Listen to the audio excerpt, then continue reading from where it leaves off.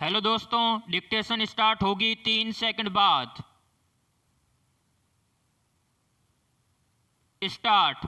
महात्मा गांधी के नाम से मशहूर मोहनदास करमचंद गांधी भारतीय स्वतंत्रता आंदोलन के एक प्रमुख राजनीतिक नेता थे।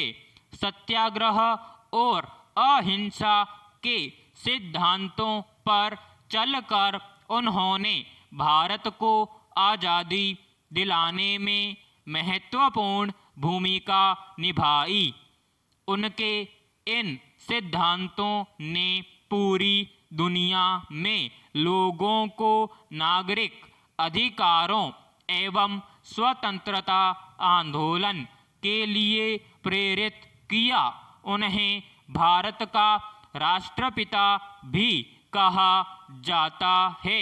सुभाष चंद्र बोस ने वर्ष 1944 में रंगून रेडियो से गांधी जी के नाम जारी प्रसारण में उन्हें राष्ट्रपिता कहकर संबोधित किया था। पैराग्राफ। महात्मा गांधी समुच्चय मानव जाति के लिए मिसाल हैं। उन्होंने हर परिस्थिति में अहिंसा और सत्य का पालन किया और लोगों से भी इनका पालन करने के लिए कहा। उन्होंने अपना जीवन सदाचार में गुजारा। वह सदैव परंपरागत भारतीय पोशाक, धोती व सूत से बनी शाल पहनते थे।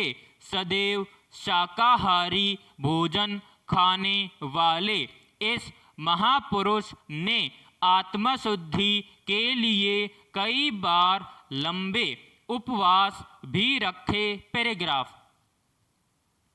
सन 1915 में भारत वापस आने से पहले गांधी ने एक प्रवासी वकील के रूप में दक्षिण अफ्रीका में भारतीय समुदाय के लोगों के नागरिक के अधिकारों के लिए संघर्ष किया।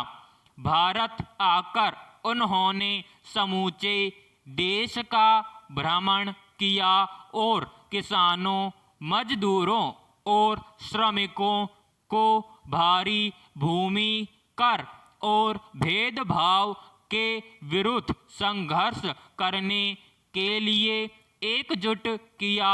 सन 1921 में उन्होंने भारतीय राष्ट्रीय कांग्रेस की बागडोर संभाली और अपने कार्यों से देश के राजनीतिक, सामाजिक और आर्थिक परिदृश्य को प्रभावित किया। उन्होंने सन 1930 में नमक सत्याग्रह और इसके बाद 1942 में भारत छोड़ो आंदोलन से खासी प्रसिद्धि प्राप्त की। भारत के स्वतंत्रता आंदोलन के दौरान कई मौकों पर गांधी जी कई वर्षों तक उन्हें जेल में भी रहे। पैराग्राफ। मोहनदास करमचंद गांधी का जन्म भारत में गुजरात के एक तटीय शहर पोरबंदर में 2 अक्टूबर सन 1869 को हुआ था। उनके पिता करमचंद गांधी ब्रिटिश राज के समय काठियावाड़ की एक छोटी सी रियासत के दीवान थे।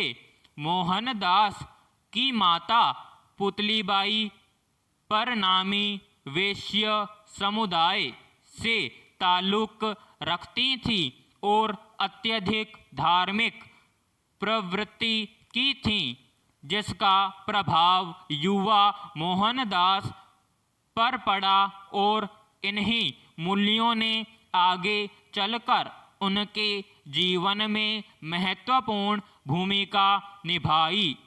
वह नियमित रूप से व्रत रखती थीं और परिवार में किसी के बीमार पड़ने पर उसकी सेवा शुश्रूषा में दिन रात एक कर देती थीं। इस प्रकार मोहनदास ने स्वाभाविक रूप से अहिंसा, शाकाहार, आत्मशुद्धि के लिए व्रत और विभिन्न धर्मों और पंथों को मानने वालों के बीच परस्पर सहिष्णुता को अपनाया। विराम समाप्त।